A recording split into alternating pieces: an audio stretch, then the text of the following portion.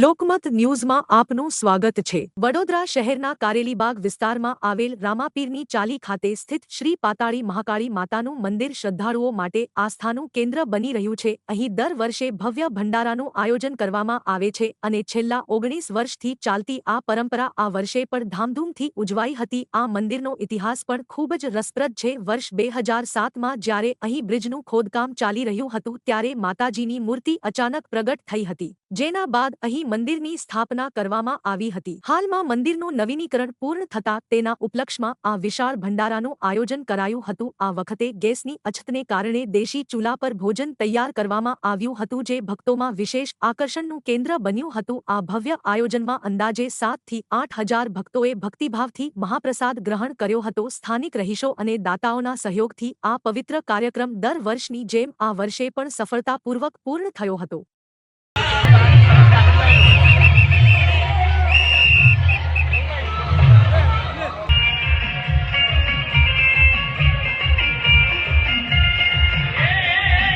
दर चैतर महीना में भंडारो करिए छे कि रामापीરની ચાલી હાથીકાના કોટ પાસે તુલસીવાડી રોડ दर चैतर महीना में भंडारो करिए छे। अमे तो कि आ वखत भंडारो कर्यो 7,500 से 8,000 पब्लिके भाग लीधेलो छे। आमां कि आ मूर्ति छे कि 84 फूट 2007 ની 84 फूट ઊંડા બ્રિજનો પાયા ખોદવાથી નીકળી હતી। 19 વર્ષ થયા। 2007 થી છે। કેટલા લોકોએ ભાગ લીધો? કમ સે કમ 7,000 થી 8,000 માણસે ભાગ લીધો। આજ અત્યારે ગેસનો બોટ નહીં હોવાથી અમે આ વખત ગેસ લાકડા પર ચૂલા પર અમે જમવાનું બનાવ્યું। 7 થી 8,000 માણસનું ચૂલા પર શાક બનાવ્યું। નહીં હોવાથી અમે આ વખત ગેસ લાકડા પર ચૂલા પર અમે જમવાનું બનાવ્યું। 7 થી 8,000 માણસનું ચૂલા પર શાક બનાવ્યું।